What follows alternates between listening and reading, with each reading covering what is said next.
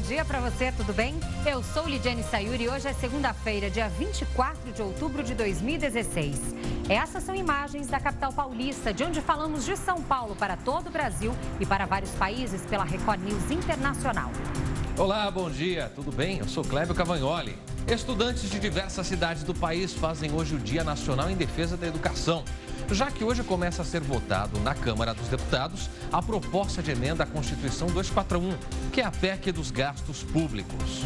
Estudantes ligados à UNE e outras organizações preparam uma série de ações em universidades e escolas. Eles também vão protestar contra a reforma do ensino médio que foi anunciada pelo governo Temer em 22 de setembro. Em todo o Brasil já são mais de 1.000 escolas ocupadas. E você, acha que a ocupação das escolas é eficaz? É o que a nossa enquete de hoje quer saber. Para votar sim ou não, entre nas redes sociais. Use sempre a hashtag #LinkRecordNews. Vamos agora aos destaques de hoje. Descaso no SUS. Pacientes com diabetes sofrem com a falta de insulina e das tiras para medir a glicose no sangue. Feijão volta com tudo para o prato dos brasileiros. Com a boa safra e o estoque cheio nos supermercados, o preço caiu pela metade. Está decidido a montar o próprio negócio? Em uma entrevista aqui no estúdio, o consultor dá todas as dicas para quem quer virar empreendedor. Sobre isso e muito mais, divida a sua opinião com a gente. Participe do nosso jornal, porque começa agora a primeira edição do Link Record News.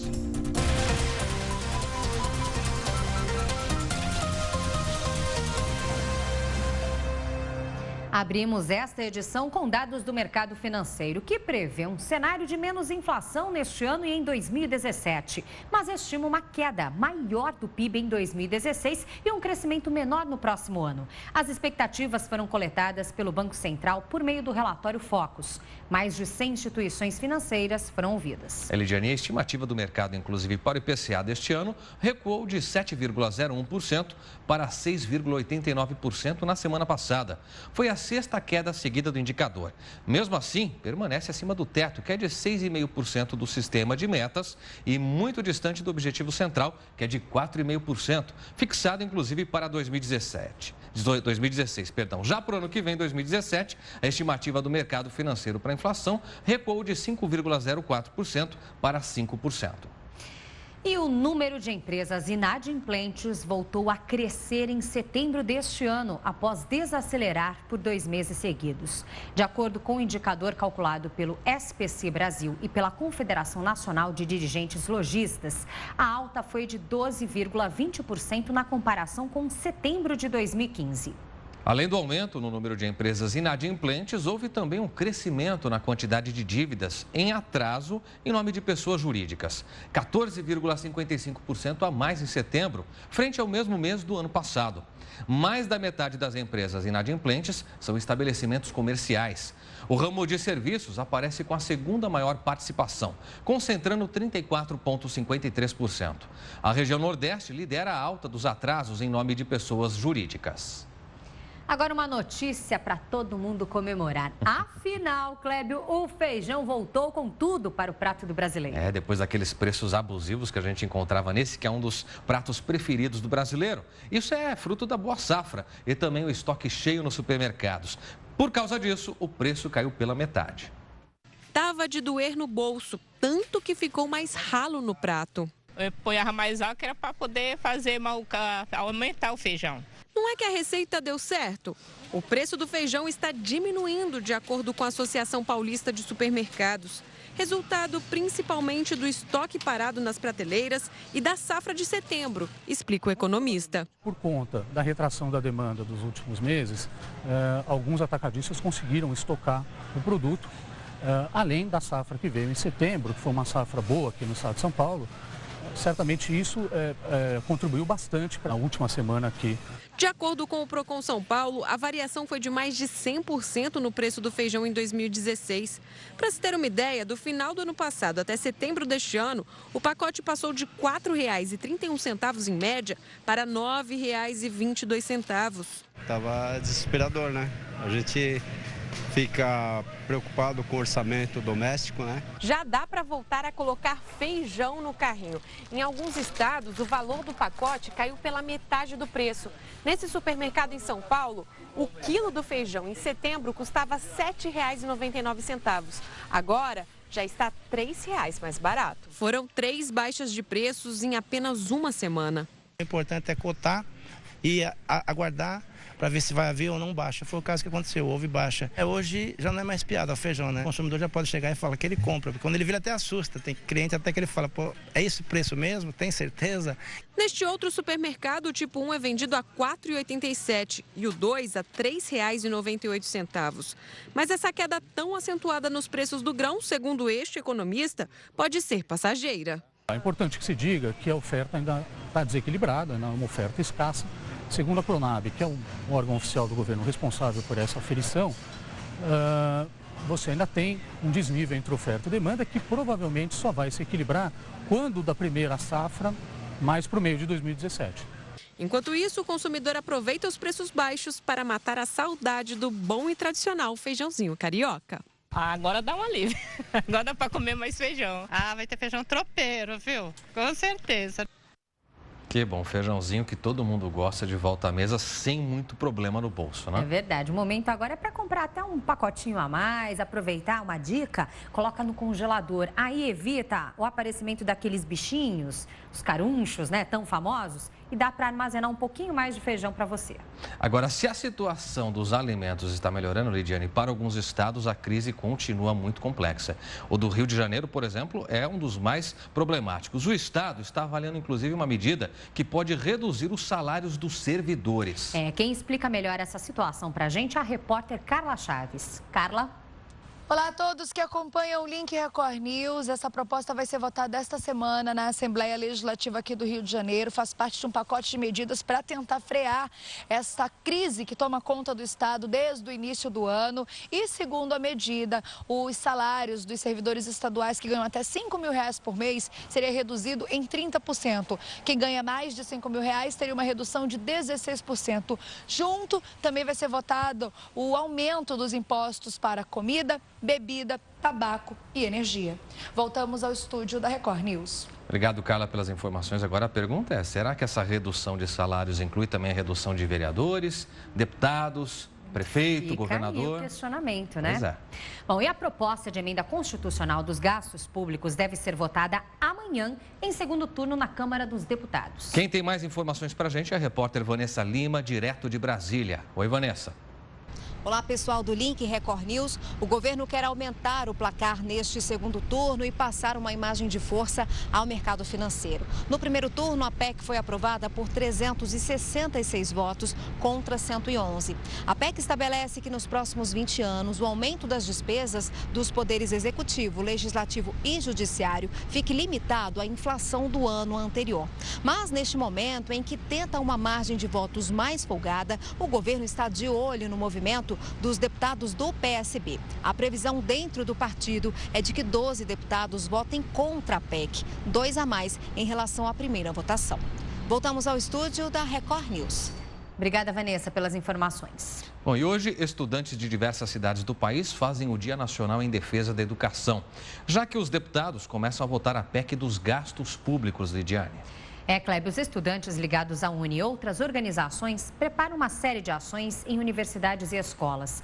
Os estudantes também vão protestar contra a reforma do ensino médio, que foi anunciada pelo governo Temer em 22 de setembro. Em todo o Brasil, já são mais de 1.000 escolas ocupadas. E aí perguntamos para você na enquete do dia, você acha que a ocupação das escolas é eficaz? Para votar sim ou não é muito fácil. Você entra nas redes sociais, no Twitter, no Facebook da Record News, comenta e participa sempre com a hashtag #LinkRecordNews, igual está aqui para você. Opiniões também podem ser trazidas à tona por meio do nosso WhatsApp. O número também está aqui para você, é o 11 953 07 1851. Comece a votar e a participar. Daqui a pouco queremos conhecer suas opiniões sobre esse tema. A gente segue agora com outros destaques do noticiário, porque pacientes precisam de insulina e o medicamento está em falta no Sistema Único de Saúde. E não é só ele, infelizmente, viu, Lidiane? Nos estoques de muitas farmácias públicas, não há tiras para medir a glicose no sangue, que é essencial para controlar a diabetes. Veja só. Tudo que o Pedro come é registrado no aparelho. Ele conta a quantidade de carboidrato do alimento e libera a insulina no corpo do menino que é diabético. O que você sente quando falta a insulina? Dor de cabeça, dá muita sede, ânsia de vômito e dói o corpo. O equipamento, que custa R$18 mil, a família conseguiu que fosse pago pelo Estado depois de entrar na Justiça. Para que o aparelho funcione, é preciso o principal, a insulina. Mas o tipo que o Pedro usa, há um mês, está em falta na farmácia do governo do estado. Cada ampola custa R$100. O menino usa 2 por mês. Essa família conseguiu por doação. A mãe faz parte de um grupo onde pacientes de todo o país trocam informações sobre o medicamento. Quando você procura o governo do estado, qual a resposta? Que está em falta, que eles não têm previsão, que é para a gente aguardar. Lucinéia viajou 150 quilômetros atrás de insulina para o filho. Ela mora em Concórdia, no interior do Pará. Mas até na farmácia do estado, a medicação está em falta.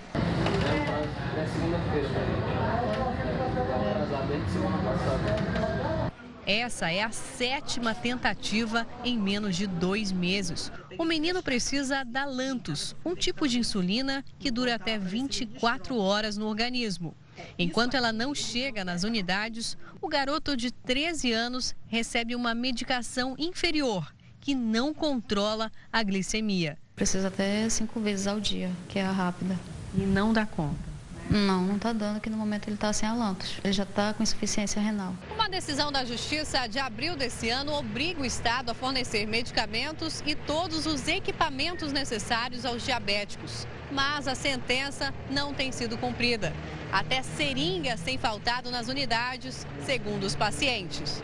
No Rio Grande do Sul, o estoque de insulina tipo Lantus também está em falta há mais de 1 mês na farmácia do estado. E o problema acaba afetando diversas instituições de saúde que dependem do repasse. Aqui no Instituto da Criança com Diabetes, na capital gaúcha, mais de 3.000 pacientes são atendidos. Desses, cerca de 10% usam o tipo de insulina que está em falta. O Instituto vem utilizando verba de doações para comprar o medicamento. Cada caneta com 30 doses custa, em média, R$100 e dura apenas 10 dias. Uma espetadinha no dedo e a contagem da taxa de glicemia. Lucas precisa fazer o teste antes de cada refeição para saber a quantidade certa de insulina e manter a diabetes tipo 1 sob controle. Toda vez que eu comer, porque senão eu posso passar mal, desmaiar, até ir para o hospital. Mas a falta de tiras reagentes usadas para medir o nível de glicose no sangue tem comprometido o tratamento do adolescente. Há 6 meses, o produto está em falta nas prateleiras das farmácias de distribuição gratuitas do Rio de Janeiro. Algumas pessoas, como Lucas, precisam utilizar até 10 fitas reagentes por dia. Nenhuma liminar da Justiça consegue garantir a entrega do produto. Nós usamos 250 fitas por mês, né? E eu não tenho conseguido fita pelo Estado, que o Estado não tem previsão de compra. Medir a glicose capilar com a fita é a única forma da gente administrar a insulina com segurança e não colocar os pacientes em risco de hipoglicemia, nem de picos de glicose alta que possam resultar em complicações crônicas do diabetes. Verdadeiro absurdo essa situação. E olha, a Secretaria de Saúde de Ribeirão Preto, no interior de São Paulo, diz que a insulina deve chegar aos hospitais nos próximos dias. No Pará, a Prefeitura de Concórdia disse que o medicamento já está disponível aos pacientes. Já no Rio Grande do Sul, a Secretaria Estadual da Saúde disse que fez, inclusive, uma licitação para repor a insulina. E no Rio de Janeiro, segundo o Instituto Estadual de Diabetes e Endocrinologia, a licitação para repor o estoque de tiras reagentes de glicose está em andamento. Vamos acompanhar para ver se de fato esses medicamentos serão entregues. A gente fala agora das eleições de 2016, segundo turno que já está chegando, e a Rede Record realizou mais um debate entre candidatos que disputam as eleições nesse momento, dia 30 domingo. 12 cidades participaram. Em Goiânia participaram do debate os candidatos Iris Rezende, do PMDB, e Vanderlan Cardoso, do PSB, que vão disputar o segundo turno. Durante 4 blocos, os 2 candidatos fizeram perguntas entre si e responderam questionamentos de jornalistas convidados. Os candidatos investiram em perguntas ligadas a temas polêmicos, como segurança pública, aplicativos de transporte de passageiros e expansão urbana. Além de Goiânia, a TV Record realizou debates em outras 11 cidades brasileiras. Durante 1 hora, os candidatos que disputam as prefeituras de algumas das maiores cidades do país discutiram propostas e apresentaram planos de governo. Em Porto Alegre, o debate também foi palco de ataques e ironias entre os candidatos Nelson Marquesan Júnior, do PSDB, e Sebastião Melo, do PMDB. Saúde e educação foram os temas mais citados. Em Belém, os candidatos Zenaldo Coutinho, do PSDB, e Edmilson, do PSOL, discutiram sobre propostas ligadas ao transporte público e saneamento básico. Em Belo Horizonte, o debate reuniu Alexandre Calil, do PHS, e João Leite, do PSDB. Nos 4 blocos, eles responderam perguntas sobre temas como enchentes e transporte público. Já em Curitiba, o debate entre Rafael Greca, do PMN, e Ney Leprevô, do PSD, marcou a reta final da campanha eleitoral. O segundo turno acontece no próximo domingo, dia 30 de outubro, em 55 cidades brasileiras. E os prefeitos eleitos neste ano vão encontrar as contas públicas em situação bastante complicada ao tomarem posse em 2017. Com dificuldade para quitar as contas em dia, as prefeituras estão atrasando despesas e aumentando cada vez mais o volume de restos a pagar inscritos no orçamento. As 26 capitais do país, o Distrito Federal, inclusive, não está dentro dessas capitais no levantamento. Isso porque lá não tem prefeito. Acumularam, então, todas essas 26, 12,4 bilhões de reais em restos a pagar ao fim de 2015. O equivalente a quase 60%, 59,8%, para ser bem exato, do caixa disponível no período. Ao todo, os 4.688 municípios analisados inscreveram 43 bilhões de reais em restos a pagar para serem quitados no ano ainda de 2016, até o final deste ano. O estudo foi realizado pela Federação das Indústrias do Estado do Rio de Janeiro para o jornal Valor Econômico. No próximo bloco, a gente vai falar que crise financeira faz aumentar oferta de seguro para pagamento de mensalidade em caso de desemprego. E ainda vamos ter a sua opinião dentro da nossa enquete, por isso siga manifestando o que pensa. Tudo isso daqui a pouquinho, a gente volta já.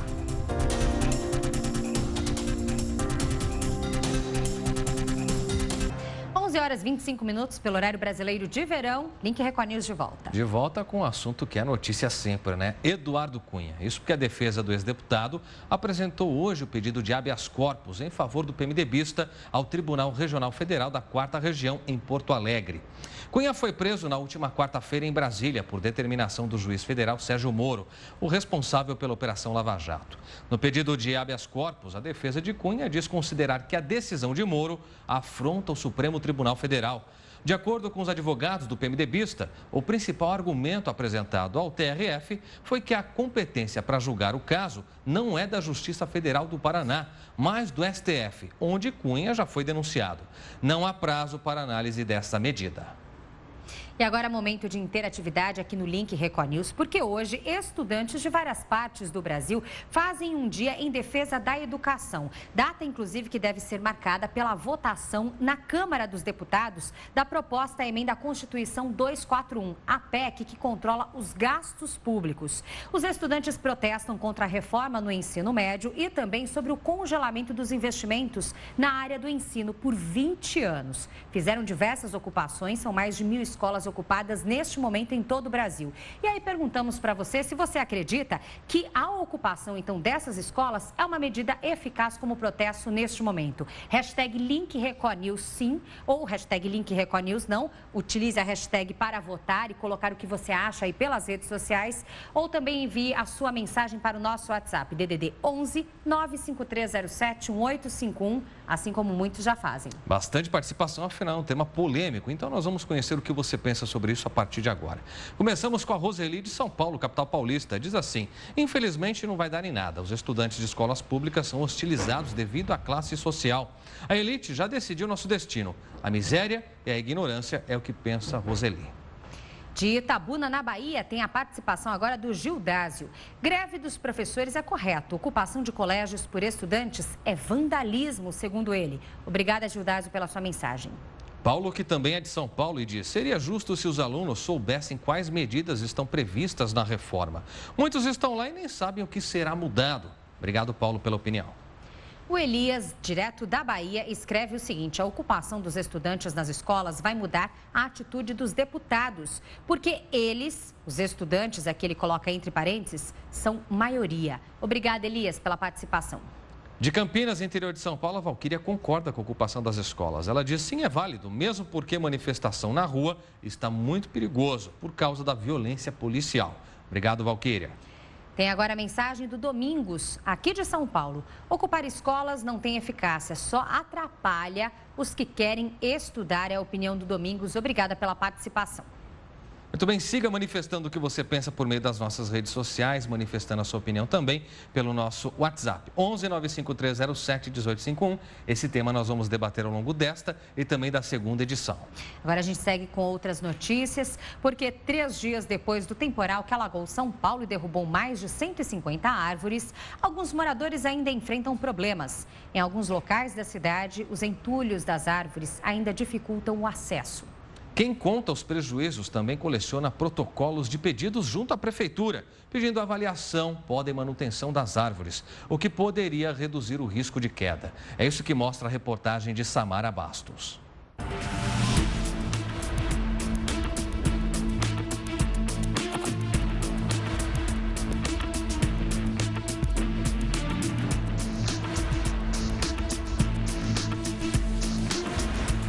Ficou completamente interditada. As árvores centenárias não aguentaram o último temporal.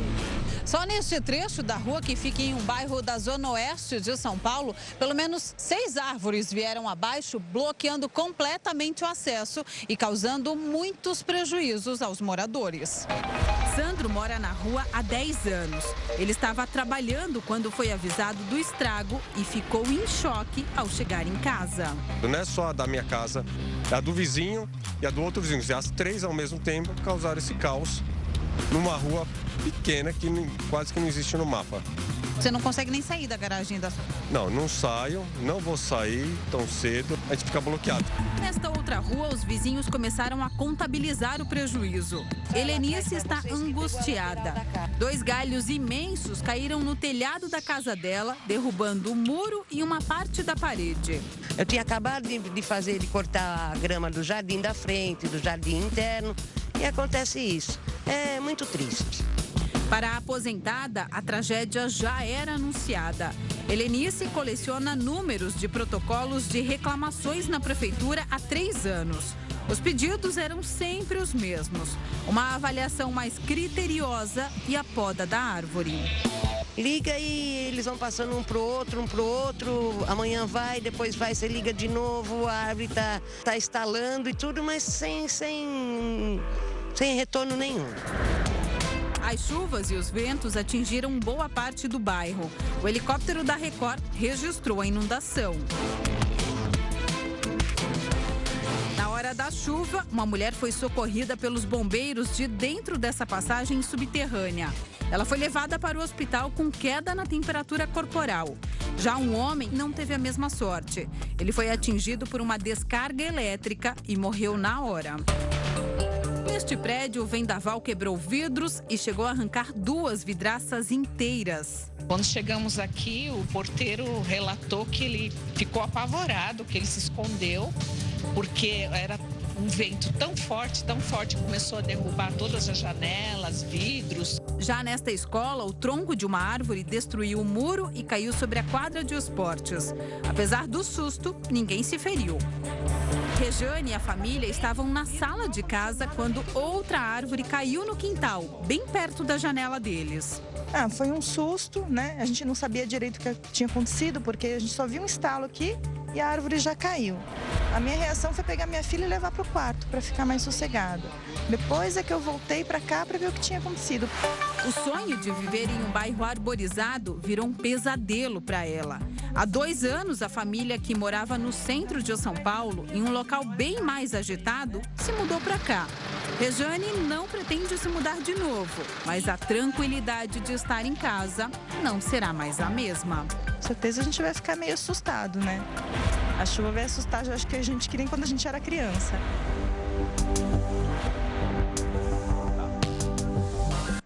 Olha, e sobre os 11 protocolos feitos pela Helenícia, a Subprefeitura da Lapa informou que está apurando por que eles não foram atendidos. E a gente também vai acompanhar o caso. Quem é pai e mãe sabe o quanto está difícil, suado, pagar as mensalidades das escolas nesta crise econômica. Se um deles perde o emprego, então, aí começa a perder o sono também.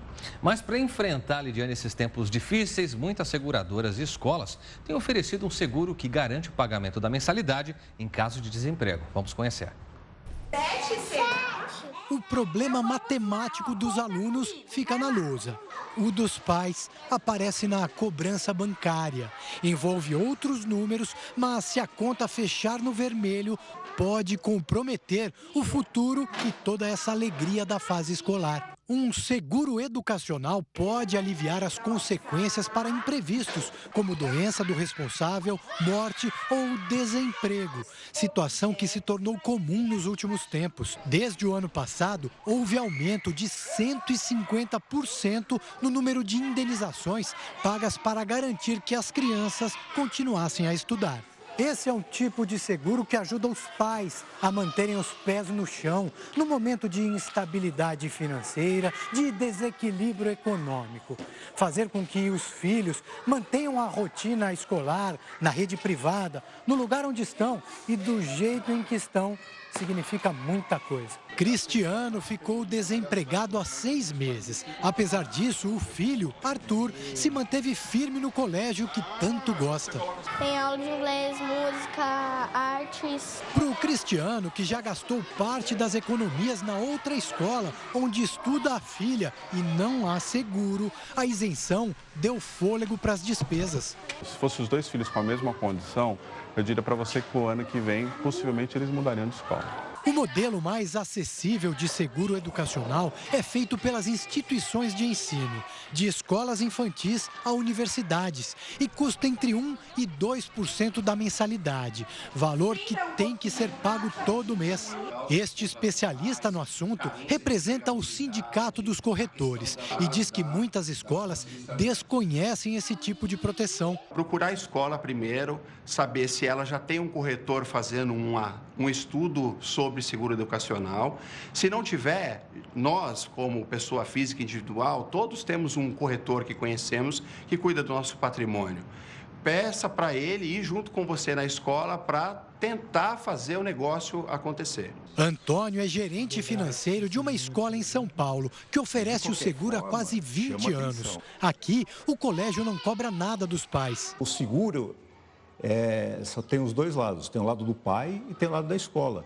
A inadimplência nossa, o que acontece? O pai ficaria devedor, ele deixa de ficar.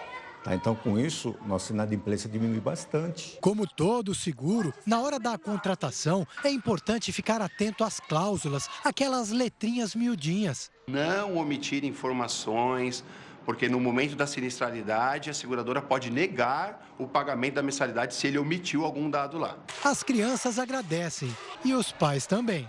Pelo menos durante 5 meses, a gente não teve que se preocupar com o quesito, será que eu vou ter que tirar ele da escola? Será que eu não vou ter que cortar mais alguma coisa no orçamento para poder pagar a escola? O orçamento com a educação também é apertado, mas uma outra coisa que nos preocupa é porque o fim de ano está chegando e aí vem aquela vontade de viajar. Mas como encaixar a viagem no orçamento sem entrar no vermelho? E, se você pensa que ainda está longe para pensar nisso, está enganado, viu? O segredo para viajar sem gastar muito é o planejamento. Para a gente entender melhor e te trazer dicas preciosas sobre isso, quem está aqui é o nosso planejador financeiro, Mauro Calil. Mauro, longe não, porque nós já estamos no fim do ano. E aí, quanto mais perto estamos das férias e viagens, mais caro elas ficam, não? Ficam. Você tem alguns fatores que encarecem a viagem. O primeiro, a sazonalidade, né? Nos meses aí de férias escolares, né, você tem preços mais elevados, tanto de hospedagem quanto de passagens, né? Seja rodoviária, seja aérea, enfim, tudo encarece. Agora, se mesmo dentro da sazonalidade, né, dos períodos de pico, se você planeja com antecedência, aí fica tudo mais fácil, tá? Mesmo pagando um pouquinho mais caro, você não vai pagar tão caro quanto em cima da hora e o melhor de tudo, você pode fazer um parcelamento ao contrário, né? Quer dizer, você poupa primeiro para chegar lá na hora e pagar tudo à vista e ficar sem dívida. Conseguir um bom desconto, né? Porque a barganha realmente é muito maior quando você tem dinheiro ali na chincha. É sensacional, assim, e hoje em dia existem muitas pousadas além dos hotéis, tá? E a pousada, geralmente, ela é de um empreendedor, né? Que tem lá ele, a sua esposa, a família, enfim, que estão tomando conta da pousada. Como os negócios caíram, você passa a mão no telefone, liga, né, faz pesquisas na internet, usando sites de desconto, sites de busca, enfim, verifica lá, liga e fala assim, olha, eu quero te pagar agora para eu ir daqui a 2 meses, 3 meses, 45 dias. Qual o desconto que você me dá? A pessoa vai querer, ela vai aceitar, né? Agora, a questão é que nisso envolve o risco de ter uma desorganização lá e internet, a gente sabe, né? A fotografia é sempre linda. É verdade, quando chega lá, surpresa. Procurar referências, Exato. então. Né? Que a internet também é boa para isso, né? Muitas pessoas que se hospedam em determinados hotéis tiram fotos, comentam ali sobre as acomodações, a limpeza, dão notas, café da manhã. Né? É muito interessante. Mas essa questão de você viajar tendo referências dos amigos, a melhor de sempre, tá? Sempre a melhor. O segredo é o seguinte, tá? Olha, a gente quer viajar agora, em janeiro, por exemplo, tá? No Réveillon. Réveillon é uma data muito cara. Nossa. Né? E esse ano é sexta, sábado e domingo, né? Então, quer dizer, vai ser muito caro, tá? Se você deixar para a semana seguinte, o preço já cai. E cai bastante. Tá? Eu estou dizendo aqui pelo menos 30% no mesmo destino que você escolher. Se você deixar para uma semana depois, antes do carnaval, porque carnaval também fica caro, tá? É verdade. Você também vai ter algumas coisas interessantes. Agora, verifique aí no caso de um casal com filhos, por exemplo, o período escolar. Se as aulas começam depois do carnaval e você tem aí 10 dias, 15 dias, às vezes 20 dias, esse período é o melhor para você viajar sem tanta incomodação, porque aí os aeroportos já não vão estar lotados, os hotéis já não vão estar lotados e os preços também estarão mais baratos. Mauro, você falou de aeroporto, eu fico pensando o seguinte, passagem de avião é sempre o calcanhar de Aquiles de quem vai viajar. Às vezes mais caro até do que hospedagem, às vezes mais caro do que deslocamento de carro, se alugar um carro, por exemplo. Qual é o segredo para encontrar passagem de avião mais barata? É ficar procurando lá na madrugada ou não? Não funciona mais?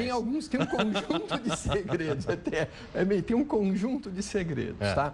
Tem alguns aplicativos que você se cadastra e você recebe um aviso conforme aumenta a passagem ou diminui o preço da passagem, tá? Então, se inscrever nesses aplicativos é bom. E você vai ficar recebendo alerta, às vezes de madrugada, tá? Baixou o preço, etc. E você tem que entrar lá e fazer a compra. Agora, é importante que você compre com antecedência, mas não muita antecedência. Por quê? Porque tem a oferta e a demanda. Hoje, nenhuma companhia aérea vai te vender uma passagem para daqui a 3 anos. É uma super antecedência, tá? Então, quer dizer, já não está disponível. Para daqui a 6 meses, ela vende. Mas ela sabe que ela tem tempo para esperar, então ela coloca um preço alto, tá? Quando você chega lá em 60 dias, até uns 20 dias antes, é que a movimentação começa a acontecer. Uns 90 dias até 20 dias antes é que a movimentação começa a ficar forte, tá? De preço sobe, preço desce, entra um concorrente, etc. Por quê? Porque se o avião está vazio, eles vão se mexer, tá? Nesse momento, você precisa ter o cartão de crédito disponível para fazer frente. E aí é que entra um outro problema, né? Que muita gente vai enchendo o cartão de crédito, chega lá, não tem um limite e perde a oportunidade, tá? Então, o segredo mesmo, tá, de fato, é você, hoje, programar as férias lá de 2018. Tá? Não do começo de 2017. Ano, né? Isso. Para ter um ano de antecedência. E aí, como é que você faz? Vamos dizer que as férias dos seus sonhos hoje estão custando aí, vamos dar um preço alto, vai, R$ 3.600, ok? que você vai fazer? R$ 3.600, divide por 12. Você está colocando R$ 300 por mês. É como se você estivesse fazendo um parcelamento, só que é um parcelamento inverso. Tá? Você poupa primeiro, tá? Pode até ser caderneta de poupança, não é o melhor lugar, tá? Pode ser um fundo DI com uns 90% aí do CDI, pode ser o Tesouro Direto, enfim, outras aplicações melhores, mas você coloca R$ 300 por mês e vai lá e compra tudo. As pessoas geralmente fazem o inverso. Elas primeiro viajam e depois parcelam, ficam com dívidas, né? O que a gente está orientando todo mundo a fazer é o inverso. Fique com essa dívida, só que é uma dívida contigo mesmo, né? Uma dívida até moral, né? Não vou viajar, eu vou conseguir. Preciso relaxar. Preciso relaxar. Agora, para quem vai fazer esse planejamento, vai entrar no próximo ano realmente determinado a economizar um pouquinho para fazer aquela viagem dos sonhos, mas não quer passar em branco. Agora, com as férias chegando no final do ano, começo de 2017. Vale o quê? Vale pegar o carro, de repente, para um destino próximo, levar um isopor, dividir com a família? Tem muita coisa que você pode fazer. Primeiro, um destino mais próximo, tá? Divide aí o carro, né? Os custos, enfim, um carro cabe 5 pessoas, então você consegue fazer isso. Outra, você hoje consegue também por aplicativos alugar uma casa de alguma família em algum lugar. Tá? Então, de São Paulo para o Rio de Janeiro, de Belo Horizonte para o Rio de Janeiro, ou Belo Horizonte para o Espírito Santo, do Rio de Janeiro para São Paulo, enfim, tá? Só para citar alguns destinos. Você consegue alugar uma casa, né, onde você vai com a sua família e você fica num esquema de casa, não num esquema de hotel. Isso já barateia muito, tá? Você divide essas despesas com outros familiares, né? Irmão, primo, aquela coisa toda. Então, tem lá 8, 10 pessoas ocupando a casa. Também cai. Fazer compras em supermercado, cai. Não consumir na barraquinha da praia também cai bastante. Aí só que alguém tem que levar o isopor, né? Alguém tem que fazer a força, né? Na volta é mais leve, né? Enfim, quer dizer, todo esse esquema é interessante. O que vale aqui? É você colocar numa planilha o que você quer fazer e quanto custa. Obviamente que você não vai saber nos centavos o quanto custa, tá? Mas transporte, estadia, né? Hospedagem, em hotel ou alugando uma casa e assim por diante. Compare os dois e veja, isso aqui está um esquema top, mas não cabe no meu bolso. Esse aqui está um negócio bem legal, divertido, bacana, vai me dar um pouquinho mais de trabalho porque eu vou ter que cozinhar, né? Mas super cabe no bolso. Pronto, faça a sua escolha. Destinos mais próximos costumam ser mais baratos porque você pode ir de carro, de ônibus, enfim, sai muito, aí você já elimina a passagem aérea da tua planilha, do teu custo. Né? Muito bem, mano. Muito obrigado pelas informações. Semana que vem você volta para trazer mais detalhes de como a gente pode economizar em diversos aspectos. Tá bom. Obrigado. Um grande abraço. Tchau, Boa tchau. semana. Até. Bom, e para criar filhos mais responsáveis, já que a gente fala aí sobre planejamento financeiro, responsáveis e cuidadosos também com dinheiro, a solução pode estar em não dar mesada, Cléber. Parece estranho, né, Lidiane? Mas é isso mesmo, viu? Sem ter um valor garantido todo mês, crianças e adolescentes precisam lidar com o desafio de economizar o que ganham de vez em quando. A experiência pode fazer deles grandes empreendedores no futuro. Olha aí. O valor não é alto, mas a economia é guardada com carinho. 34, mais ou menos. Lidar com dinheiro é algo que estes dois irmãos aprendem desde cedo. Eles já estão acostumados a receber dos pais só uma pequena quantia para emergências ou um lanche na escola de vez em quando.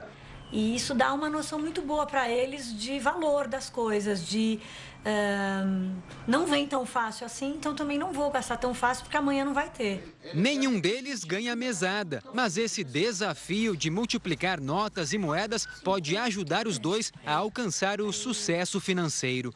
E os irmãos já encontraram soluções criativas para fazer o dinheiro render.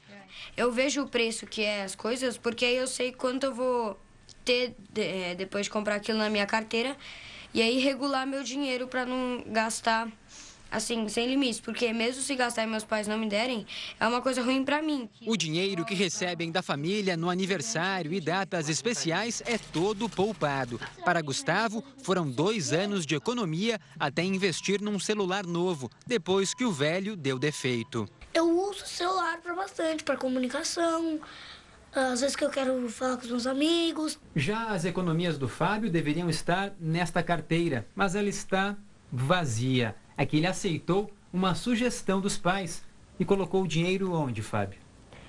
Bom, a gente colocou o dinheiro num investimento no banco porque meus pais acharam melhor eu guardar esse dinheiro para alguma coisa que eu use mais no futuro do que eu iria usar hoje em dia. Por exemplo, algum intercâmbio, alguma viagem. Quem entende do assunto diz que a mesada é uma forma de ensinar a controlar os gastos, mas também gera a sensação de renda garantida, de que sempre haverá mais. Eles vão estar sempre com o mindset, com a mentalidade empreendedora dentro deles, que essa vontade de resolver problemas, de conquistar o mundo, de enfrentar o novo e estar pronto para o não. Porque a vida, de alguma forma, ela é um não e ela tem problemas e bate na gente. Então, se desde jovens estão aprendendo a fazer isso, esses vão ser homens muito mais preparados. Boas dicas para você criar melhor seus filhos em relação ao dinheiro. E falando em dinheiro, nosso assunto agora é justamente economia sustentável. O lixo orgânico, que é recolhido em feiras livres de São Paulo, deixou de ir para aterros sanitários. Isso porque agora ele vira adubo para as praças de parques da região da Lapa, na zona oeste da capital paulista. Essa iniciativa ajuda a combater o desperdício. Pastelzinho de feira. Legumes e verduras fresquinhos indo para a despensa de casa. É difícil imaginar o motivo, mas as feiras livres das zonas norte e oeste de São Paulo têm tudo a ver com as praças da região da Lapa. Ai, não sei responder isso mesmo. Não tenho ideia, com o parque da região não sei. Desculpa, mas não vejo essa relação. Verduras, frutas e legumes bonitos ficam, mas os mais estragados vão para os sacos de lixo e depois para esse caminhão. Este material é bem diferente do lixo comum. Tudo vai ser transformado em adubo para plantas. A iniciativa ajuda a combater o desperdício que tanto incomodava a Adeli. Nossa, eu acho um absurdo. Tava indo tudo pro lixo e essas folhas todas servem para fazer comida.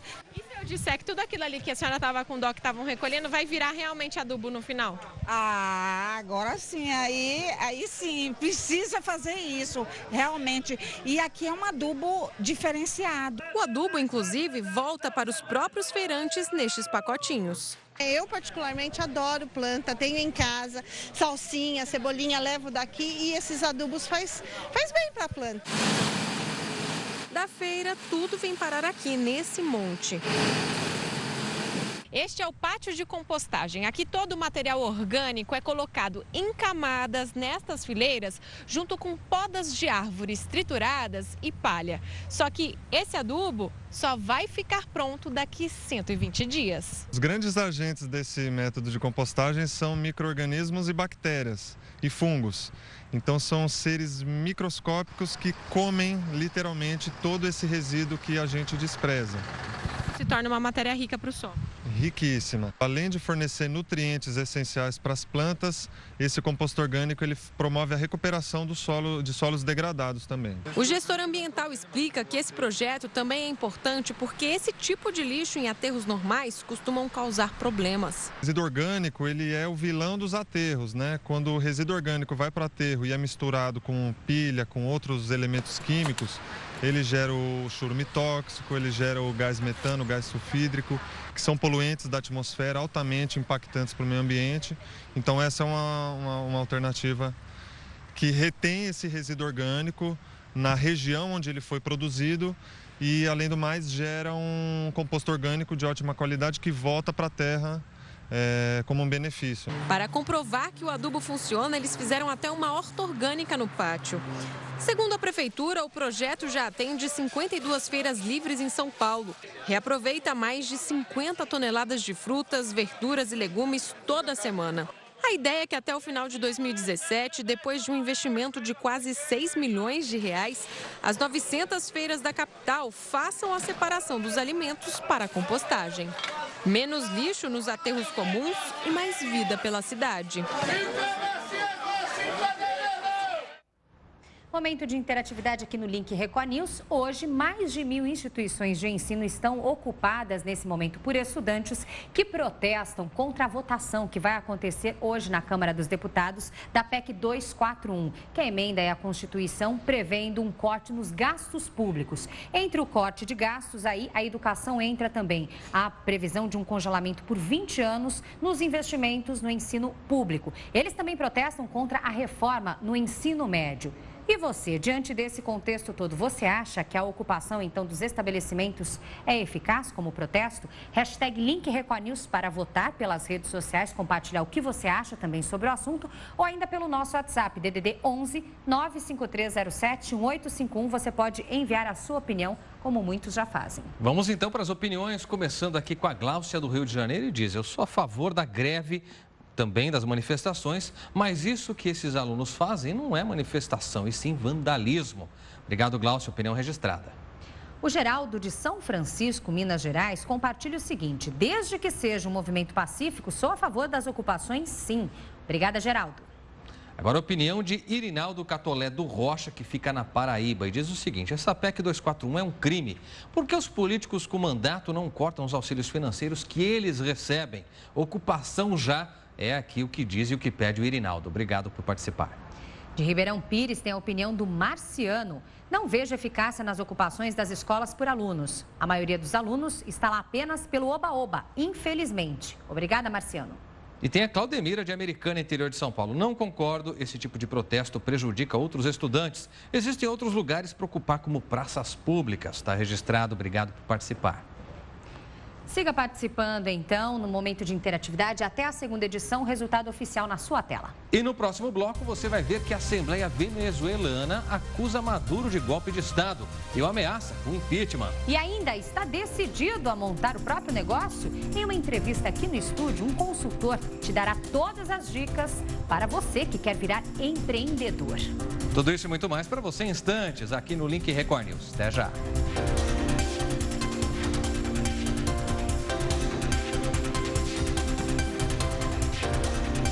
Meio-dia pontualmente, horário de Brasília. Estamos de volta com o Link Record News ao vivo e a partir de agora, boa tarde para você.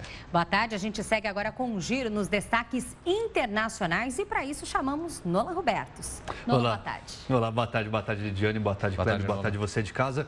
Bom, a gente abre falando sobre o parlamento da Venezuela, que aprovou o texto em que Nicolás Maduro, presidente do país, é acusado de promover um golpe. Controlado pela oposição, o parlamento aprovou ontem um acordo que declara a ruptura da ordem constitucional e a existência de um golpe de Estado cometidas pelo regime de Nicolás Maduro. Os parlamentares decidiram solicitar à comunidade internacional a ativação de todos os mecanismos que garantam o direito do povo venezuelano. E ainda anunciaram que vão formalizar uma denúncia no Tribunal Penal Internacional. E a polícia francesa começou hoje uma operação para acabar com um dos maiores acampamentos de imigrantes na cidade de Calais. Os imigrantes fizeram fila para ser transportados para centros de acolhimento espalhados pela França. O acampamento, conhecido como A Selva, foi moradia de quase 7.000 pessoas que fugiram da guerra ou então da pobreza. Nesse domingo, alguns imigrantes protestaram e entraram em confronto com a polícia. Em uma negociação com a França, os britânicos aceitaram receber crianças. 80 de 1.300 já chegaram a Londres. E agora um acidente, hein? Um avião caiu hoje na ilha de Malta, no sul da Europa. Todas as 5 pessoas a bordo, infelizmente, morreram. A gente vai ver a imagem, a aeronave foi tomada pelas chamas. A queda aconteceu pouco depois do avião levantar voo com destino à Líbia. O aeroporto teve que ser fechado para retirar os destroços. As vítimas do acidente eram francesas, 3 delas funcionárias do Ministério de Defesa. E várias explosões assustaram moradores do Japão.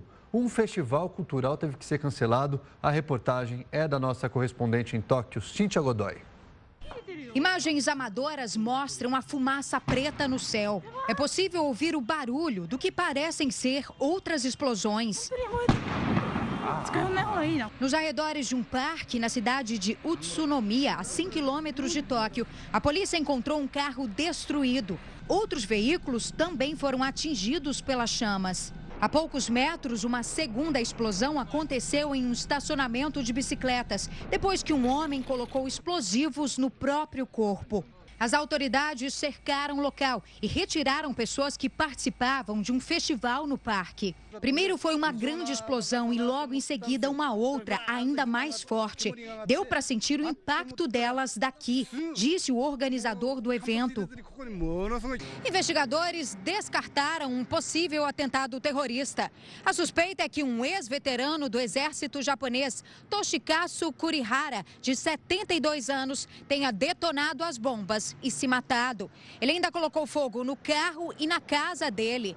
O idoso, que estaria com problemas na família, teria deixado uma carta em que pede desculpas pelo que fez. As explosões deixaram ainda 2 homens gravemente feridos e um garoto de 14 anos com ferimentos mais leves. E Tom Hayden, um dos principais ativistas radicais anti-guerra dos anos 60, infelizmente morreu ontem. Ele tinha 76 anos e morreu em Santa Mônica, na Califórnia. Não foi divulgada a doença que o levou à morte. Hayden começou o ativismo político ainda como estudante. Ele foi um dos vários manifestantes presos e acusados de incitação e conspiração durante a Convenção Nacional Democrata em Chicago, no ano de 1968. Depois de anos de recursos e julgamentos, ele foi absolvido de todas as acusações. Em 82, foi eleito para a Assembleia do Estado da Califórnia e 10 anos depois ganhou um cargo no Senado Estadual. Hayden foi casado com a atriz Jane Fonda e com ela teve 2 filhos. E no México, esse fim de semana, centenas de mulheres vestidas como Katrina, a personagem que seria a Senhora Morte, desfilaram na cidade do México. Mulheres e meninas de todas as idades usavam vestidos coloridos, elegantes, completo com maquiagem no rosto. A gente vê a imagem, tudo para parecer com a Katrina. Esse desfile sempre acontece às vésperas do Dia dos Mortos, que no México é comemorado no dia 1º de novembro. Um desfile meio mórbido. O que vocês acharam? O Clébio, que já esteve no México, conhece bem esse festival. Clébio, conta pra gente. Como que é esse festival lá no México? Ô Nolan, curiosamente, ano passado eu fui para lá justamente no período em que eles celebravam, eles chamam de Dia dos Mortos mesmo, né? É interessante que eles saem todos fantasiados às ruas e nos cemitérios eles fazem festa, levam comes e bebes para dentro dos cemitérios e lá dentro fazem isso, uma referência aos mortos. É um pouco assustador para quem não está acostumado. Bem diferente, né? Bem diferente. Eu prefiro que continue lá no México. Aqui no Brasil aqui a gente tem o Dia de Finados, que é outro jeito de se comemorar, de lembrar os finados. Gente, esses foram os destaques internacionais de hoje. Amanhã a gente conversa mais. Uma boa tarde a vocês e você aí de casa. Boa tarde, Nolan. Boa tarde, Nolan. Valeu, gente. Até amanhã. Muito bem, agora a gente segue ao vivo então para Araraquara, no interior de São Paulo. Vamos conversar com a Sônia Souza e conhecer os destaques de hoje do Record News Paulista, que você sabe, começa coladinho com o link Record News, logo depois do nosso jornal. Sônia, boa tarde para você. O que você traz para a gente nesta segunda, abrindo a semana? Oi, Sônia. Boa tarde, Clébio. Boa tarde, Lidiane. Boa tarde para vocês. E olha só, hoje no Record News Paulista nós vamos falar de saúde. Nós vamos mostrar aquelas próteses sintéticas que geralmente causam rejeição pelo organismo e isso é um grande problema para os pacientes. Mas a boa notícia é que uma pesquisa da Unicamp desenvolveu biomateriais a partir da argila, que podem ser absorvidos pelo corpo e aí evitam esse tipo de problema comum da cirurgia, que seria a rejeição. E além de saúde, nós vamos falar também de educação. Muita gente está desacreditada de um mundo melhor, mas olha, dá sim para acreditar que o futuro vai ser diferente se depender de alguns jovens, viu? É o caso de alguns alunos lá de Franca que desenvolveram projetos muito criativos e foram até selecionados para uma feira estadual. E a criatividade lá é realmente a marca desses meninos. São projetos incríveis e vale a pena conhecer. A gente vai mostrar daqui a pouquinho no Record News Paulista, que, como você disse, Clébio, começa logo depois do link Record News, 12h45. E nós esperamos todos vocês. Clébio, Lidiane. Obrigado, Sônia. Ótimo trabalho para você e para o Pedro aí. Um abraço. E agora a gente segue para Curitiba, no Paraná, onde está a repórter Fabiana Vantucci com os destaques da região. Fabiana. Olá, Clébio e Lidiane. O grande destaque do início desta semana aqui no Paraná é a educação. Já são 850 escolas ocupadas pelos estudantes em protesto contra a reforma do ensino médio, situação que interfere nos locais de votação para o segundo turno das eleições e também na aplicação das provas do Enem. Segundo o movimento Ocupa Paraná, além das 850 escolas, 14 universidades e 3 núcleos de educação também estão ocupados. O movimento teve início no dia 3 de outubro, na região metropolitana de Curitiba, e ganhou força em outras cidades. As aulas nas instituições ocupadas continuam suspensas. O ministro da Educação, Mendonça Filho, afirmou que espera que as escolas sejam desocupadas até o dia 30 de novembro para que a aplicação das provas do Exame Nacional do Ensino Médio não seja comprometida. Outra preocupação é o segundo turno das eleições, que também acontece no dia 30. Para evitar transtornos, o Tribunal Regional Eleitoral alterou 205 locais de votação em Curitiba, Maringá e Ponta Grossa. De acordo com a Justiça Eleitoral, mais de 700 mil eleitores terão que votar em outro lugar. A lista com os novos locais pode ser consultada no site do TRE Paraná. E ainda sobre educação, os professores da rede estadual de ensino decidiram manter a paralisação. Eles votaram contra o término da greve em uma assembleia realizada neste final de semana. Com essa decisão, cerca de 1 milhão de estudantes paranaenses continuam sem aulas por tempo indeterminado. A maioria dos professores decidiu não aceitar a proposta feita pelo governo do Paraná de suspender a emenda ao projeto de lei que adiaria o reajuste do funcionalismo estadual previsto para janeiro. O governo se comprometeu a suspender a tramitação do projeto na Assembleia Legislativa desde que os servidores retornem às atividades, o que ainda não aconteceu. Segundo o sindicato, a adesão à greve já é de 70% no estado. Hoje pela manhã, a direção do sindicato participou de uma reunião para discutir os rumos do movimento. Ainda não há data para uma nova rodada de negociações com o governo. E nós sabemos que outubro é o mês dedicado à prevenção do câncer de mama, mas o que muita gente não sabe é que uma lei sancionada em 2013 permite que a reconstrução de mama seja feita na mesma cirurgia logo após a retirada do tumor. Elza foi diagnosticada com câncer de mama no final de 2014. Como a doença estava num estágio mais avançado, ela teve que passar pela cirurgia de retirada da mama em 2015. No mesmo procedimento, logo após a retirada do tumor, ela fez a cirurgia de reconstrução da mama. Eu trabalho com uma equipe, essa equipe se juntaram, fizeram uma análise do meu problema e o médico oncologista fez a retirada, o cirurgião plástico fez a reconstituição e no término de 1 ano eu estava inteira, pronta para levar a minha vida normal, sem problema algum. Elza fez o tratamento na rede privada, mas o que nem todas as mulheres sabem é que em caso de retirada da mama por causa de câncer, a paciente pode passar pelo procedimento de reconstrução mamária, também no Serviço Público de Saúde. O SUS já era obrigado a fazer a cirurgia de reconstrução, mas não logo após a retirada do tumor. Uma lei aprovada pelo Congresso em 2013 determina que as duas cirurgias, a de retirada do tumor e a de reconstrução da mama, sejam feitas em um só procedimento. Existe hoje, por lei, a obrigatoriedade, tanto no sistema público ou no sistema privado, de que a reconstrução seja feita ao mesmo tempo. Toda vez que isso for possível. Existem algumas situações de comorbidades, quando o paciente é fumante, tem doenças cardiovasculares importantes, ele tem alguma contraindicação de um tempo mais prolongado de cirurgia, então essas cirurgias são ou postergadas ou não são feitas. O câncer de mama é o tipo de câncer mais comum entre as mulheres. Uma pesquisa do Instituto Nacional do Câncer mostra que a cada ano 22% dos novos casos de câncer em mulheres são de mama.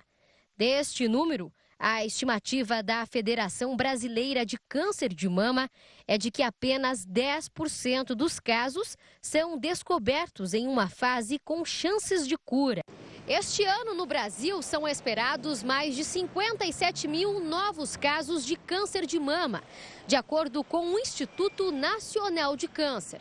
Com estes números, além de pensar em formas para o tratamento da doença, também é importante lembrar do diagnóstico precoce. E esses foram os destaques de hoje aqui do Paraná. Kleber e Lidiane, voltamos com vocês aí no estúdio. Bom trabalho a todos. Até amanhã. Obrigado, Fabiane. Até amanhã. Ótima tarde para você. O Link Record News faz agora uma pausa para os nossos apoiadores e volta em instantes. E no próximo bloco você vai saber o que é destaque nas redes sociais. Fique com a gente. Até já.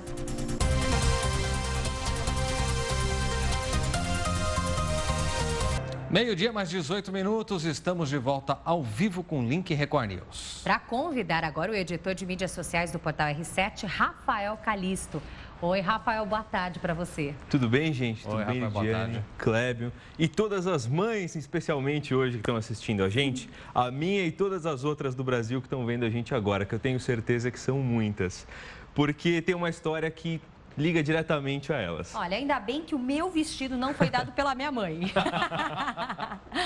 Olha, minha mãe acerta nos presentes de roupa às vezes. Eu já vim com roupa, camisa que minha mãe me deu. Então, assim, às vezes as mães acertam. Ainda bem que minha mãe dá o dinheiro. Vai lá e compra aquela que você quer, que é melhor. Isso funciona bastante, tá? Essa dica para as mães que estão aí em casa vendo. Eu sei que vocês compram, tá passando na rua, né? A senhora fala assim, vou dar esse presentinho para minha filha. É a cara dela. O que aconteceu? Eu vou contar uma história para vocês de uma menina da Inglaterra, tem 18 anos, a Kate, e a mãe dela fez a mesma coisa. A mãe dela estava numa loja, viu um vestido de longe, assim, perdão, não era vestido, era uma camiseta bem comprida, assim, né?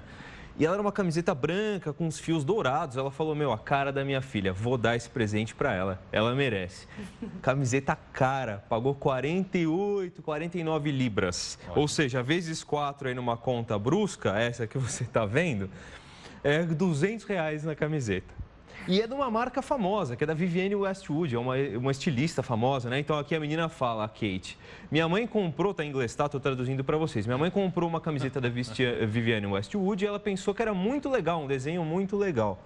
Quando chegou em casa, ela deu a camiseta para a filha, tem um monte de gente pelada na camiseta, literalmente fazendo sexo. Eles estão fazendo sexo, todos eles ali, um monte de desenhos sexuais na camiseta. E aí o que aconteceu? A menina ficou chocada. Ela falou, mãe, não acredito, por que você comprou isso pra mim? O que você acha que a tia fez, né? Ficou desesperada. Ai, meu Deus, Calisto, olha, eu não sei se eu tô rindo mais do primeiro comentário. Oh, meu Deus. Make this go viral, ou seja, torne um viral. E virou. A menina postou essas fotos, falou, olha o que minha mãe me deu, sem querer. A velhinha, tadinha, ela ficou tão constrangida, mas a menina não perdeu a brincadeira. Colocou a camiseta, tirou mais uma foto e começou a usar só de sacanagem, né? Só, tipo, olha o que a minha mãe me deu. Essa história viralizou, ela começou a ser espalhada no Facebook, no Twitter, em tudo que era lugar, porque é muito engraçada, né? Tadinha da mãe, né? Fez tudo na melhor das intenções e acabou mal. Me lembrou um pouco aquele brasileiro, acho que era de Santa Catarina, do cavalo, vocês lembram disso? Que o menino, a mãe falou no grupo de WhatsApp, olha a petulância do cavalo, e virou um meme no Brasil inteiro, porque as mães fazem coisas muito engraçadas. Um beijo para todas as mães que estão assistindo a gente agora. O que vale a intenção, né? Exatamente. Mas olha, o fim de semana não foi das mães não, só essa história, o fim de semana foi da molecada nas redes sociais. Aconteceu um monte de coisa que a molecada pirou. Eles geralmente já estão muito ali, mas o fim de semana foi quente. Primeiro que teve a volta do The Walking Dead, que é a série, uma das mais comentadas pelos jovens, né? Voltou, teve mais de 1 milhão de tweets ontem. Aquela história dos zumbis, né? Exatamente, aquela série de zumbis. Morreu um personagem, o nome dele está até agora nos Trending Topics em primeiro, enfim. E aí também rolou, ao mesmo tempo, quase ali simultâneo, os prêmios da Nickelodeon. Tava cheio de youtuber lá, foram os maiores do Brasil, todo mundo. E tinha uma youtuber que chamou muita atenção. O meu like do dia vai para essa youtuber que chamou muita atenção na festa ontem. Que é ontem não, a festa foi gravada durante a semana e exibida ontem. Essa youtuber, ela é conhecida, chama Xuxa. Exatamente. Então o like de hoje vai para a Xuxa, que estreou o canal dela no YouTube. A gente está mostrando para vocês imagens dela, ela foi na festa. ela participou. E depois ela fez um evento ontem ainda, que é o Xuxa, o evento dela. Ela foi fantasiada de Alice no País das Maravilhas, transmitiu pelo canal do YouTube. O vídeo dela já está com 75 mil views já, o primeiro. O canal tá decolando. Assim, esse vídeo Xuxa, mostra muito também da mansão, os bastidores ali da casa dela, não é isso? Tem alguns detalhes também da casa. Ela mostra, ela vai até a Maria, que é a moça que cuida dela, trabalha com ela há 30 anos, essa moça cuida dela. Ela invade o banheiro com a moça tomando banho, Meu Deus. com uma câmera, e cai no riso, né? Porque a Xuxa ali, ela pode fazer o que ela quiser. Exatamente. Então, eu acho assim, eu acho que todo mundo que está aí em casa podia acessar o canal para dar uma olhada no que a Xuxa está aprontando. Toda terça tem vídeo novo.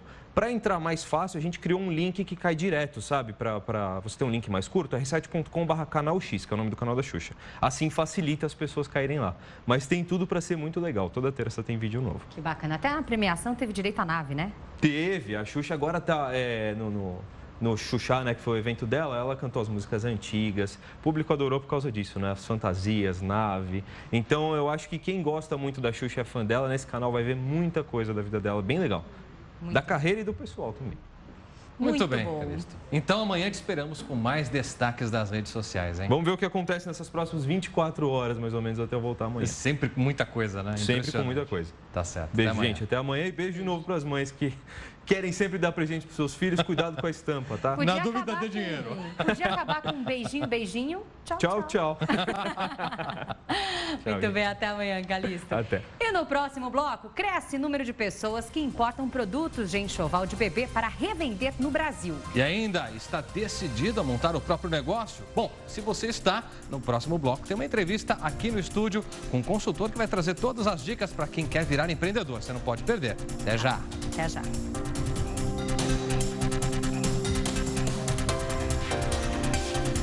Meio-dia mais 29 minutos, horário de Brasília. Estamos de volta ao vivo com Link Record News. E uma pergunta para você. Quer ter um negócio próprio e não sabe por onde começar? São muitos os fatores, justamente, que você deve levar em consideração na hora de montar sua empresa. Então, para dar dicas sobre isso, a gente recebe aqui ao vivo no estúdio o consultor do Sebrae de São Paulo, Fabiano Nagamatsu. Tudo bem, Fabiano? Tudo bem. Prazer recebê-lo. Prazer é meu. Fabiano, o que a gente precisa, então, para quem está em casa, nos acompanha, está interessado, então, em formalizar o seu negócio, o que é necessário para abrir uma empresa? Hoje é interessante que, primeiramente, ele faça um planejamento estratégico ou planejamento do negócio, mas antes do planejamento, lá no Sebrae, a gente acaba dando orientações com capacitação. Há uma importância de fazer uma capacitação, por exemplo, até mesmo da parte técnica, não somente da parte de gestão. Às vezes ele sabe gerir um pouquinho o seu fluxo de caixa, sabe gerir um pouquinho as pessoas, a parte comercial, porém é interessante que ele também entenda da parte técnica. Eu vejo meus vizinhos fazendo um restaurante, abrindo um bar, e aí eu vejo que ele está ganhando muito. Eu falo assim, poxa, eu também quero abrir um empreendimento desse. E muitas vezes eu não entendo dessa parte técnica. Então, nós sabemos que com toda essa crise, a gente vê que o empreendimento de necessidade tem crescido muito. As pessoas estão ficando desempregadas e elas agem por impulso. E muitas das vezes isso acaba atropelando alguns passos, principalmente o plano de negócio. E aí tem uma questão muito complexa, Fabiano, porque justamente a pessoa está desempregada, recebeu aquela rescisão, naturalmente ela aproveita para duas coisas, né? Tentar não ficar parada e, claro, realizar o sonho de ser empreendedor. Que dica você dá, por exemplo, pesquisar o ramo em que se pretende abrir um negócio é tão fundamental quanto talvez tentar ver o que ele vai precisar investir nos próximos períodos? Sim, tanto um quanto o outro são fatores importantes para que ele possa ter sucesso ou para que ele possa ter uma sustentabilidade no seu planejamento, no seu negócio de uma forma geral. É interessante, então, que ele faça uma análise, primeiramente, sem uma ação por impulso da sua competência, da sua capacidade, do que ele tem que agregar um pouquinho mais de valor, até para que ele possa linkar com o tipo de ramo que ele vai escolher, daquilo que ele acha interessante, ou talvez através de pesquisas do que está saindo mais. Então, se ele quer entrar naquele ramo, ele tem que ter a competência, seja de gestão, seja técnica, para que ele possa começar a empreender. Se especializar em relação àquilo que ele pretende abrir. Justamente. Perfeito. Então, uma vez que haja, então, essa pesquisa, a capacitação, então, para a mão de obra, para exercer determinada função, o que é necessário? Uma pessoa consegue ela mesma, indo a determinados órgãos, abrir a sua empresa ou ela precisa recorrer à ajuda de algum profissional, por exemplo, um contador? Dependendo do tipo de empreendimento, da sua escalabilidade, ele pode, por conta própria, abrir um microempreendedor individual, isso com o auxílio do próprio Sebrae e outros órgãos. Se ele ele vê que dentro do planejamento dele, a escala dele já é um pouco maior e que as atividades não sejam atividades tanto artesanais, ele pode aí sim buscar o auxílio de um contador, de um escritório de contabilidade para que ele possa abrir esse tipo de empresa. Fabiana, a gente sabe que o índice de empresas que acabam fechando pouco tempo depois da abertura é muito grande aqui no país. Talvez justamente por falta disso que a gente conversou agora, que é a questão de buscar especialização, especialistas para ajudar nesse tema. A que outros fatores você atribui essa escala de talvez falências ou desestímulo dos empresários, microempreendedores? Bom, primeiro a gente pode entender que o Brasil é recheado de oportunidades. É muito grande. São Paulo, principalmente, é a 12ª cidade no Brasil a ser considerada como um país ou um lugar para se empreender com maior oportunidade. Aí a gente pode analisar muito bem fatores, como saiu uma pesquisa do Sebrae na Causa Mortes, que fala sobre 3 pontos principais. Da questão da taxa de mortalidade alta. Primeiro, a questão do planejamento prévio, a falta de planejamento prévio. Muitas das vezes o empreendedor passa a empreender sem saber quem ele deve atender. Exato. Ele não sabe nem ao menos qual é o seu concorrente, seja ele direto ou indireto. Segundo ponto, toda a sua gestão, toda a sua operação. Muitas das vezes ele está trabalhando e nós podemos focar muito naquela questão, na frase tipo...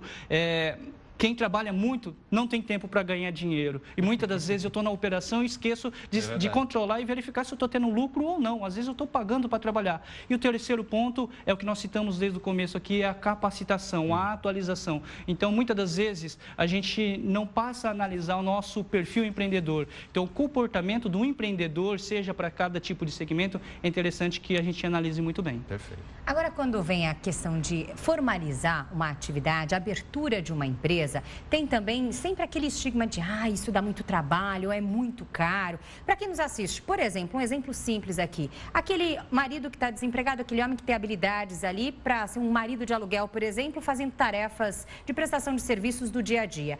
E a senhora que está em casa também faz um brigadeiro maravilhoso, um bolo para a festa muito bom, salgadinhos também, e quer formalizar essa atividade. O nome precisa estar limpo? Precisa ter um capital inicial para começar essa atividade? E quanto que se paga, se é que se paga realmente, para a formalização, a abertura de uma empresa nesse setor? Bom, ele pode buscar, dependendo do tipo de empreendimento, do segmento e da sua escala, ele pode buscar ser um microempreendedor individual ou ele pode ser uma ME, uma EPP, dependendo do seu faturamento ou da sua estimativa do faturamento dentro do planejamento. Ele busca, então, os contadores, o escritório de contabilidade para que ele possa formalizar, buscar toda essa documentação. Então, dependendo do tipo de segmento, exige um grau de complexidade um pouco maior em relação às documentações, principalmente se a gente for pegar o setor de alimentação, Anvisa, Corpo de Bombeiro. Se a gente pegar um setor de distribuição, por exemplo, de gás de cozinha, tem as normas da ANP, por exemplo, Agência Nacional de Petróleo, tem as questões de transporte também. Então, tudo isso é interessante que ele analise antes de montar. E tudo isso vai, sim, estar dentro do plano de negócio dele. Agora, Fabiana, ainda pensando nessa questão de formalização, de projetos e algumas vantagens que ele pode ter, digamos assim, para abrir empresa. Por exemplo, que órgãos ele pode buscar para isso, em especial quando se fala de investimento? Eu quero abrir uma pastelaria, porque já estou vendendo pastel ou salgados da minha casa, está me dando condições, mas eu preciso buscar um empréstimo para isso. Quais são os bancos? De que forma ele pode buscar esse auxílio? Bom, ele pode buscar a partir dos bancos onde ele já tem a sua conta, pessoa jurídica ou pessoa física, talvez. Ele já tem um bom relacionamento, ele não é formal, ele pretende se formalizar, então ele já pode recorrer ali a partir do momento que ele se formaliza. Tem alguns órgãos, como, por exemplo, dependendo do segmento, Desenvolve São Paulo. Banco do Povo pode ser uma das opções também. O Banco do Povo para o pequeno empresário. Ele consegue até como pessoa física ali também. O BNDES. Então, vai depender muito do tipo de empreendimento, o que ele precisa, e se é para capital de giro, se é talvez para uma compra de um maquinário para que ele possa expandir. É claro, tudo depende do planejamento, a análise dessa viabilidade, até para saber o quanto ele precisa e qual é o retorno que espera. Para não pegar mais dinheiro do que precisa e depois ter dificuldade de pagar, né? Justamente. Perfeito. Tá ótimo, Fabiano. Muito obrigada pelos seus esclarecimentos aqui. A gente espera, então, que quem nos acompanha aí de casa tenha realmente conseguido clarear as ideias e ver que a formalização realmente é o melhor passo, até para conseguir crédito depois para a empresa já uma vez colocada no mercado. Muito obrigado. Obrigado, Fabiano. E lembrando que o Sebrae fornece cursos, tem uma série de equipamentos aí à disposição de quem busca essas informações. É só procurar no site do Sebrae e você vai ter tudo muito fácil para poder, então, se informar. Agora a gente muda de assunto e fala que viajar para o exterior para montar um enxoval do bebê é o sonho de muitos pais. Mas quem não pode já tem a chance de comprar esses produtos diferentes aqui mesmo no Brasil. É Lidiane, graças a 2 empreendedoras de Santa Catarina que importam os artigos e estimam inclusive terminar este ano com um faturamento de R$2 milhões. Há 4 anos, quando engravidou, a Jaqueline decidiu comprar um enxoval fora do país. Mal sabia ela que a tentativa de adquirir produtos diferenciados para a filha renderia uma ideia de sucesso. Hoje o mercado brasileiro ele é deficiente quando a gente fala de produto de bebê ou fala de inovação. Então eu busquei fora e aí depois eu tentei de várias formas repor tudo que eu precisava e eu não encontrava aqui. Com apenas 4 produtos, ela e a sócia, que é biotecnóloga, abriram uma empresa de importação e revenda. São mercadorias exclusivas, que pretendem facilitar a vida das mães. Uma pulseira que evita enjoos, um aspirador nasal, uma cola natural para fixar acessórios e um adesivo que mede e monitora a temperatura dos bebês. Durante 2 anos, elas estudaram o mercado e conseguiram a liberação da Anvisa. A empresa tem mais de 200 clientes espalhados em todo o país, que vão desde lojas virtuais e físicas, especializadas em artigos para bebês, até grandes redes de farmácias e drogarias. O volume de vendas passa de 15 mil itens por mês e tem muitas marcas interessadas em entrar no catálogo seleto do empreendimento. São cerca de 30 funcionários. A maioria trabalha buscando novos pontos de venda. Toda a importação do estoque é feita pelas próprias sócias. O preço das mercadorias para os revendedores varia entre R$ 55 e R$ 80. E o faturamento em 2016 deve passar dos R$2 milhões. O triplo do ano passado. Os pequenos negócios, quem está começando agora, precisa de um diferencial competitivo. E a inovação é o melhor caminho. Por quê? Porque eu preciso ter um diferencial, só que eu não posso ser tão diferente a ponto dos meus clientes não me quererem. São coisas que eu consigo solucionar o problema ou de uma forma muito rápida ou de uma forma em que eu não preciso incomodar ele. Ele está brincando, ele está com o termofriends na testa dele, eu consigo avaliar se ele está com febre sem ter que ir lá mexer nele. Então gera um estresse para a criança muito menor também. E existe um ditado que diz que um bebê feliz é uma mãe feliz. Muito bem, agora mais uma vez o momento da sua participação em interatividade aqui no Link Record News. A nossa pergunta de hoje é a respeito então de movimento de diversos estudantes em todo o Brasil que já ocupam mais de 1.000 escolas no intuito de protestar sobre 2 questões. A primeira delas é a reforma do ensino médio que foi apresentada pelo governo federal e a segunda é a PEC 241 que deve ser votada em segundo turno na Câmara dos Deputados a partir de hoje. Isso deve então limitar os gastos com educação e até mesmo travá-los durante 20 anos. Por conta disso, a ocupação então dessas escolas que citamos para você. Perguntamos na enquete, você concorda? Acha que essa ocupação é eficaz? Sim ou não, você vota com a hashtag LinkRecordNews. Também pode manifestar o que pensa com a mesma hashtag nas redes sociais ou ainda pelo nosso WhatsApp. O número está aqui embaixo para você, é o 11 95307 1851. Vamos conhecer mais opiniões. Tem participação agora que chega do Rio de Janeiro. O Luiz Cláudio escreve: a PEC 241 não limita os interesses e os benefícios dos políticos. Ela nem foi debatida com a sociedade, ela foi decidida. Ela limita, são os direitos do povo. Portanto, os alunos estão certos, segundo o Luiz. Obrigada pela participação, Luiz. Agora o Rodrigo de Ipatinga, que diz o seguinte: não sou a favor, a maioria usa vandalismo como manifestação dentro das escolas. Obrigado por participar, Rodrigo. A Andréia, de Diamante do Oeste, no Paraná, escreveu o seguinte: acho muito justo essas manifestações, pois isso mostra aos nossos governantes como estão os insatisfeitos com tudo o que estão propondo a nós. Obrigada, Andréia. Laís de Pernambuco diz o seguinte: eu vejo eficácia sim, os alunos estão certos em lutar pelos seus direitos. Tem que fazer movimento, sim. tanto os alunos como professores e a população. Obrigado por manifestar o que você pensa. E você que está em casa, já colaborou com o seu voto na nossa enquete? Vamos ver como é que está nesse momento a parcial. Votação na tela, 52% acreditam então que essa ocupação é eficaz como forma de protesto. 48% acreditam que não. Siga votando, participando na segunda edição, resultado oficial para você. E essa edição do Link Record News fica por aqui. Quer sugerir algum assunto para o jornal? Mande uma mensagem para o nosso WhatsApp e participe nas redes sociais com a hashtag Link Record News. Acesse ainda a nossa página no Facebook e nosso Twitter. Entre na página da Record News do Portal R7. A gente se vê de novo às 3 horas da tarde na segunda edição do Link Record News. Até logo mais. Record News, informação para você crescer.